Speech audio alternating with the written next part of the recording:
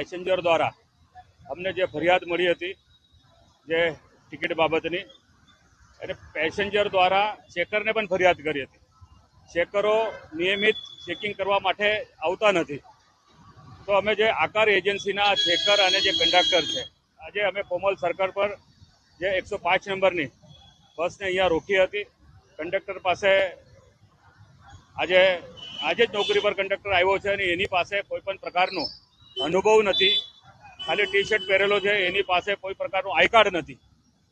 આકાર એજન્સીનું બી કાર્ડ નથી અને એની પાસે બીજો બી અન્ય કોઈ આધાર કાર્ડ કે વોટિંગ કાર્ડ એ પણ નથી. તો એને કેવી રીતે મતલબ આપણે કંડક્ટર માની શકાય? એના કારણે એને પણ અમે 7 દિવસનું સસ્પેન્ડ કર્યું છે. અને એનો જે ચેકર છે જીગર દેસાઈને બી અમે 7 દિવસનું સસ્પેન્ડ કર્યું છે.